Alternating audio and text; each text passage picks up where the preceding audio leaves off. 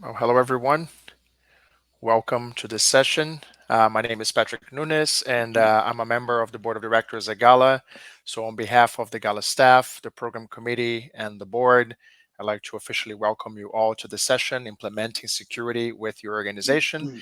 And our speaker today is Conor Power, who is the founder and CEO of Interpreter Intelligence, which is a software company providing the leading platform to organizations that provide language services to manage their end-to-end interpreting services, including on-site, video remote, and over-the-phone interpreting.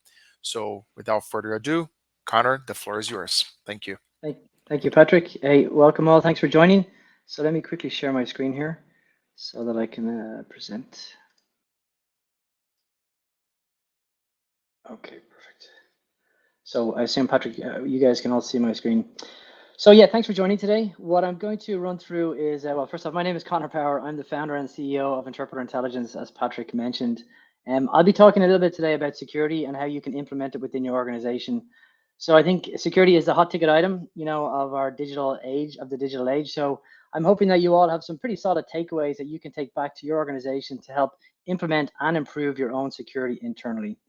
So in terms of the agenda, what I'm going to go through is talk a little bit about what the target audience is.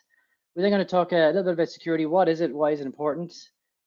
What is it that's going to help us? So fortunately, there are things that are helping us try and get our security in ship shape, how we might implement that within our organization. What does it mean when we say controls or security controls? What does that mean in practice? And then what does the future look like? So there's a lot of content here. I think these slides will be available for people to access after the presentation. So I may not go into detail on every slide or all the content, but hopefully you can take the slides, do a deeper dive yourself on your own, and feel free to connect with me on LinkedIn or connect with me at Conor@Interpreter Intelligence should you have any questions. Okay. So before we jump in, actually, let me just, the audience, it's not a technical deep dive. So there is some jargon and some takeaways that I hope non-technical people will benefit from. It's really targeted at owners, executives, and managers. But I think one thing you'll learn from this is that security is a whole organizational change. So it's not something that's just for the owner, just for the IT director. Basically, it should be in the DNA of everybody down to the individual contributors on your team. And there will be some key takeaways for us all to work with at the end of the presentation. So I guess, Alison, if you could quickly ask the first poll. So I have a poll that I'm hoping to get input from the attendees on, which is really how well do you feel about your current security implementation within your organization? Okay, I think there's three options there. And perhaps, let me see, I might need to switch back to the actual to see the results of the control, but so you can see here, we're in good shape. There's room for improvement or not well. Okay, so if you guys can probably register your answers, perhaps then we'll see the actual summary in a moment. And we're going to ask the same question at the end, because I'd like to gauge if there's been any difference between what people felt at the start, we do the presentation, and what people felt after the fact. Okay, so let me just go ahead. I think we're in good shape for sure. Let me go here.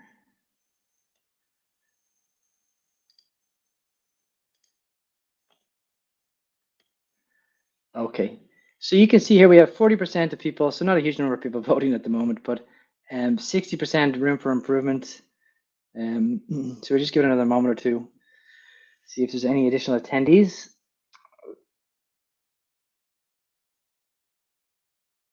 Okay, it's about 50-50. So I'm glad to see that there's no answers to not well, so that's great. Looks like room for improvement is winning out. Okay, so let me push on, and then we'll review that towards the end and see if there's been any noticeable change in that. Okay.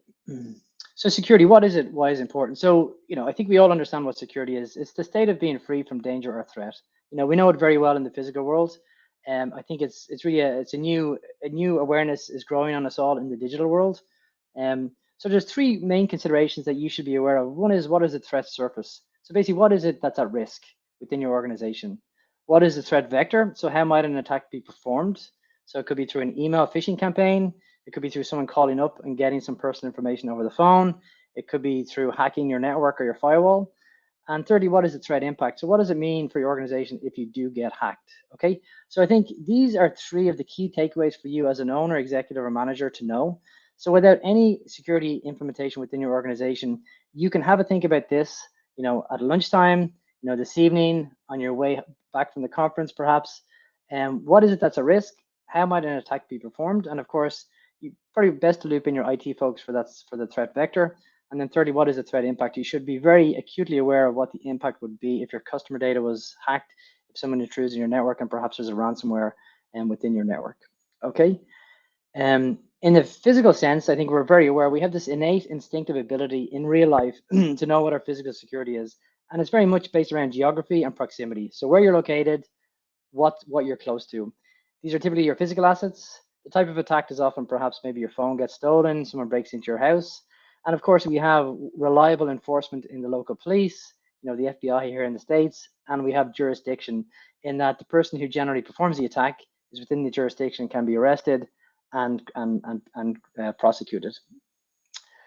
So I did have a funny joke there. So I was dropping my kids off to school the other day here in San Francisco, and in the physical world, I skipped across the road to get to the other side. It was a lady just about 10 meters in front of me. She looked over her shoulder and she increased her pace.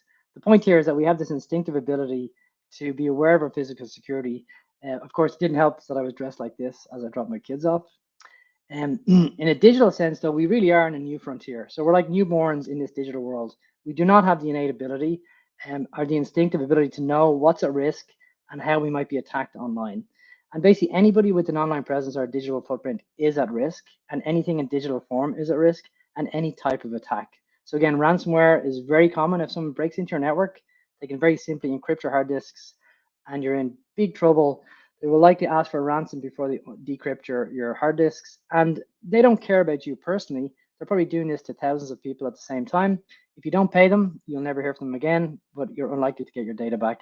And of course, enforcement and jurisdiction are very difficult to do in an online sense. The person who hacked you could be based anywhere in the world. And the people that you talk to, like the FBI, perhaps, or your local police force, really have no jurisdiction to be able to follow that person or even prosecute that person if they were to identify them. Okay.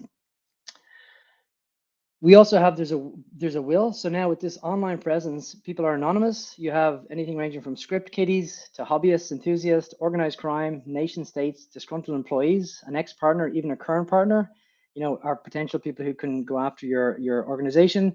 They have the means. So all of the skills, the tools, and the knowledge to perform these attacks is available online. So even an enthusiast or a hobbyist can search for some of these tools and start to use them just out of curiosity, or perhaps they have some vendetta against your organization. So you better beware.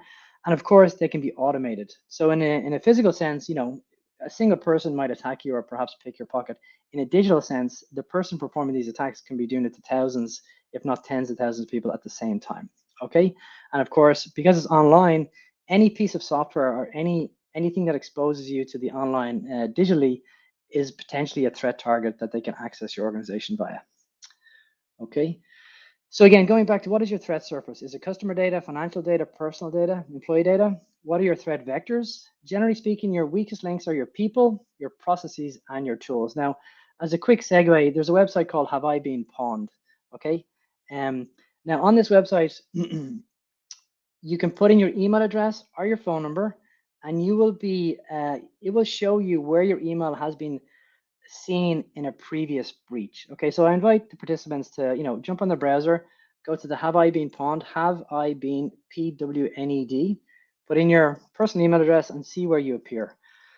Okay, so I bring this up to illustrate it's no matter how good your own organizational security is, it's quite likely that you have employees who use the same password internally and also on other websites. So I'm going to put in my personal email address here. And what we'll see here is that my email has been pawned in 12 data breaches. Okay, so these are 12 publicly accessible data breaches that have been found over the years, and there's probably many more that have not yet been identified. You'll see here, for example, my email was exposed in a Dropbox hack back from 2012, and more importantly, in LinkedIn in May 2016, where the email and the password was exposed. Okay, so miscellaneous like MyFitnessPal, etc. The point being that if you reuse passwords and people can identify you via your email address, there's a very easy and simple way for them to get into your organization using the same password. Okay, so I think one of my key lessons from this at that time was that not to reuse the same password for work for other sites, and also to implement a security control called multi-factor authentication. Okay, anyway, the point of highlighting this is really to highlight you're not just responsible for your own security within your organization, but any sites that you use or your employee use, you should have the same expectations of them for their own security. And if people are using the same passwords, you're at risk. Okay. And again, this is what's publicly accessible. This is the low hanging fruit that's available to folks out there. So I don't know if people have an opportunity to input in the chat, perhaps their own experiences of where their information is being shown, and have I been pawned. I think in the interest of time, though, we probably push on. So, so let me go on here. How can we function? So I think, if you consider the risks that we're exposed to online, how can we actually live in this environment? And the reality is, it's because there's so much opportunity online that we truly are anonymous in an ocean of opportunity. Generally, it takes some type of trigger for us to become a target. Perhaps it's some relevant news. Maybe you've made some political statement that make you a target for folks. But up until the point that you become a target, you're really very much anonymous. If that weren't the case, I think our online experience and existence would be very different. Okay, so to the rescue, of course, is government regulation. So one of the few areas where government regulation is of benefit, and that's in security. And why is it a benefit? Because security is such a detailed technical field. We need some guidance, we need some handrails, and that's where government comes in. So there are many regulations and standards out there. So we have ISO 27001 is probably the broadest, most generic that can be applied to any organization. We have HIPAA here in the US. We have SOC 2, which is Sarbanes-Oxley, the Type 2 certification. We have the EU Cybersecurity Framework, DFARS, FISMA, and NIST. Now, there's many more as well. And I guess depending upon where you do your work, you should probably line up against one of these. So there's a lot of detail here, but the good news is that all of these standards have a common set of policies, scope, and control. So it's not that you need to know all of them. You can basically understand the guiding principles of each, and then look at the common controls that each have and apply them to your organization. Okay, so we'll talk a bit about certification towards the end. But again, the main point here is that be aware of the regulations and the certification standards, see what's most applicable for your organization, and then look at the controls that are in place for that security standard and start to implement those controls iteratively. Okay. So when we talk about implementation, the main term that you'll hear is what we call information security management system. So what this is really, it's a systematic approach for managing an organization's information security. It's essentially a framework that enables you to manage, monitor, review, and improve your information security and practices. So again, one of the key takeaways from this discussion is that you don't need to be certified against ISO 27001. What you need to do is understand what your threat surface is, understand the way that you might be attacked, understand what the impact is. That basically forms the basis of your information security management system. You can then align to one of those standards, so ISO 27001 or HIPAA, take the controls that are of relevance for your organization and start to implement those controls iteratively. Okay, so you could, if you don't have security in place right now or some type of ISMS in place, you can start with the simplest control possible, which might be a stronger password management process, or perhaps multi-factor authentication within your organization. That will get you the first step in having better security. Then the next iteration might be additional controls. And as you'll see throughout this presentation, this is very much a whole organization initiative. And it's something that you will do, review it, and then you'll iterate over that multiple times as you improve it. Okay. So this is a diagram specifically related to ISO 27001. So the first step is really to plan. So again, it's going back to what is your threat surface? What are the threat vectors? So how can you be attacked? So that's covered in the planning. So on the scope of what your information security management system should cover. The doing then is identifying the controls that you want to put in place. measuring those controls. So, for example, if you have password management or password complexity in place, make sure you check that perhaps on a quarterly basis that people are changing their passwords, or put the necessary processes in place to force that, or policies in place to force that. Um, you want to make sure that you're auditing that. So as I mentioned, so when you put something in place, you then check it perhaps on a quarterly, a weekly, a monthly basis, depending upon your requirements, and then you act on that. So you continuously improve that. So this ISMS document is really a living, breathing document. So you do the initial scope, identify the controls that you want to put in place, you measure that those controls are working, and then you iterate over that as you add more controls. Okay. Um, so going through this in a little bit more detail. So what I suggest is that you have a target framework in mind. So again, whether it's ISO 27001, perhaps it's HIPAA, perhaps it's the EU cybersecurity framework, figure out which one is most relevant for where you do your work. Okay. Now it's not that you need to go through the certification as the first step, but familiarize yourself with the standard. Very simply, a second step then is to identify someone who's the chief information security officer. So who's responsible for this within your organization? Typically, it's an IT director, or a VP of technology, or something like that. But again, don't don't assume that that's the end of the process. This needs to be a whole organizational change. Each individual contributor needs to be aware of their own security. Okay. The second step is in the scope. Okay, what's the threat surface? So really review your business processes, see how they impact your security.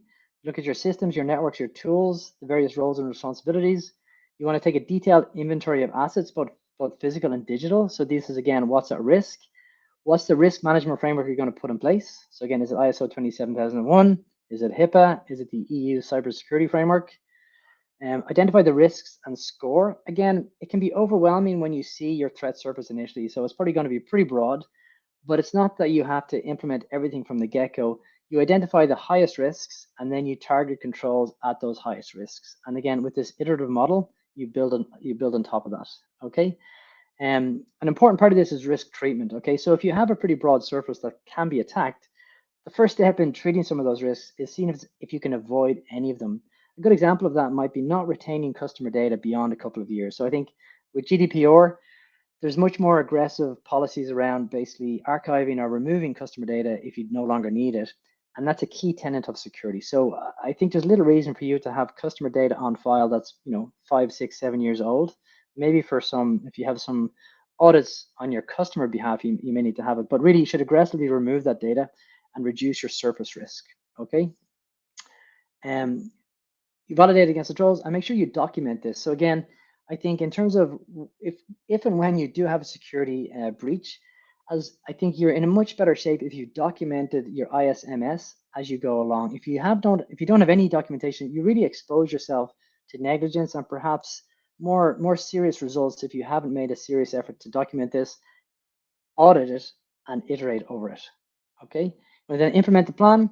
And of course, managing change is a big part of this. So as you get new customers, as new tools come into force, you want to make sure that you train your staff and also expect the same from your vendor. So you can have the best security uh, within the industry, but if you're using third-party tools which don't have a similar set of security or similar set of standards, so that, for example, if you're required to be ISO 27001, but you use a tool like, for example, Interpreter Intelligence, we are HIPAA compliant, your expectation should be that they are HIPAA compliant as well, and they can provide the documentation to back that up. Okay.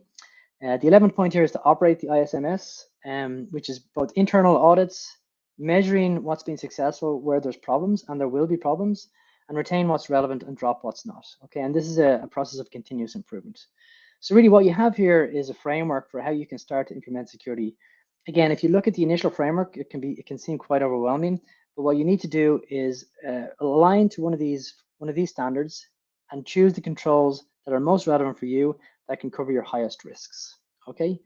I won't cover HIPAA, it's very US specific, just in the interest of time. So let me go on here a little bit more. So when we talk about control, so another takeaway that I urge you to keep in mind from this presentation is what a control is. So again, we have our threat surface, threat vectors, what's the impact? We have the information security management system.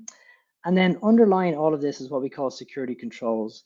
So you'll find a pretty exhaustive list of security controls in the ISO 27001 standard in Appendix A. I believe there's about 114 controls in there that you can review and choose to adopt. So it's not required that you implement all 114 controls, but what you are expected to do is to be aware of the controls and see what's relevant for your organization. Okay.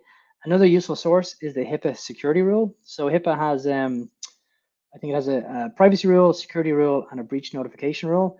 The security rule contains the tangible controls that you can put in place to meet your HIPAA obligation. And again, use what's applicable. I guess in the HIPAA sense, you have to implement all of them, but from an ISO 27001, all 114 are not required. You need to use what's applicable from that.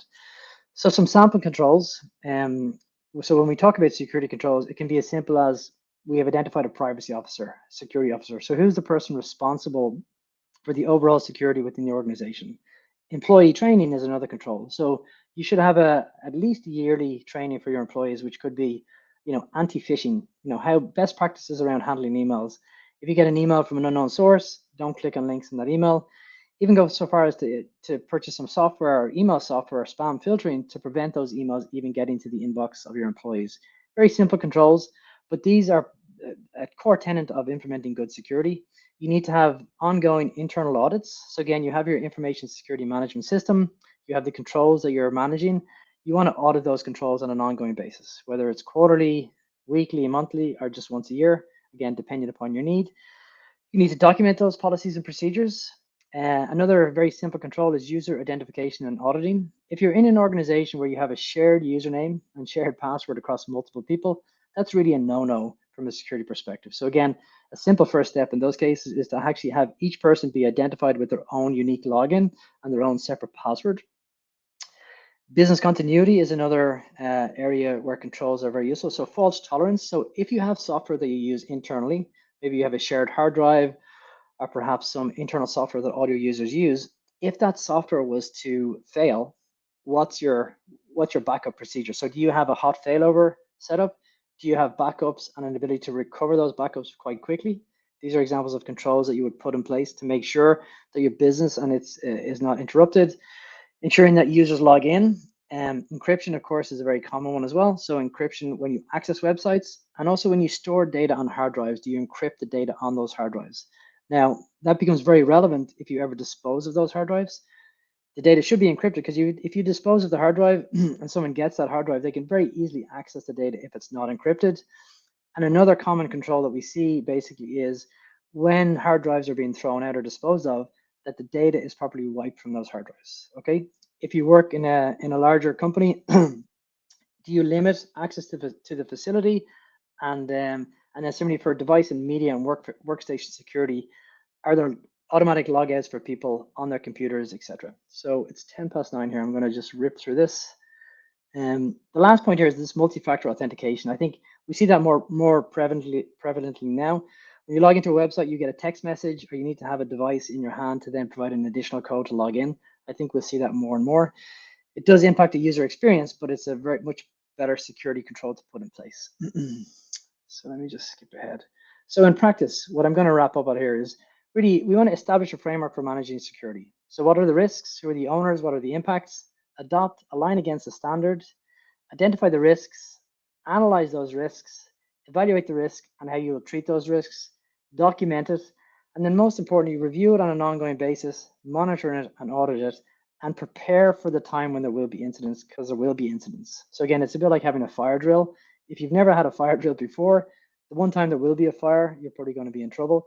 So prepare and plan for there being security incidents. Okay. And in practice, I think there are many consultants out there that you can get to help you, but these people will not do the work for you. It's important for you to know your threat surface, the threat vectors, and the impact. Then get a security consultant to help guide you through that. But really, it's your IT manager, your IT director, and it's a whole organizational change that you need to have internally to implement rigorous security. Okay. So what I'd ask Alison perhaps is to go back to the poll again and see if that's changed in any way and people's understanding of their own internal security, if it's improved or if it's gotten worse based upon this presentation. And I'll quickly switch to that. And then I think at this point, I'll open it up to any Q&A if folks want to ask any questions. Thank you so much, Connor. Sure, pleasure. We'll see how people respond here, and let us know when to close it, and we'll get the results up. And after that, while folks still enter their questions in the Q&A, in between the poll and the Q&A, we can ask Josh to show his beautiful work. Right, and I see there are some. Should I address the Q&A Yeah, as we're writing? Yeah, sure. yeah, I Okay, so can I I think can pose a few questions there. sure, fire So we away. can start with that. Yeah. So the first one there, um, is it worth an organization having a password policy, a Oh yeah. required structure plus rules about reuse, etc.? Yeah, absolutely. It very much is. I think that Have I Been Pawned website is a great example. I think most people, reuse the same password. It's a pain for users to have these complicated passwords. I think what we've seen in practice is that rather than have a complicated password, people are recommending to have a long phrase, like a line from a song or a nursery rhyme or something like that. It's easier to remember and users get less annoyed by it. Yeah, that's great. That's great. Yeah, I was reading something today that talk about like, has anybody have enough passwords already to memorize because it's so Right, hard, right, right? right, right, right. Very good. There's another one here. Thank you so much, Josh, for sharing your screen. Great work there. Do you recommend having an incident response plan in case of a security breach? Any resources you can point us for that? Yeah, I think I don't have any resources for a plan. I think the plan is very much based upon what is your threat, what is your threat surface? If it's customer data, if it's employee data, you need to be able to know, you need to know how to respond if your employee data is breached. So is that a communication that goes out to your employees? Perhaps you need to hire a third party cybersecurity expert. I'll give you an example. Our accountancy firm was hacked, I think 2 years ago.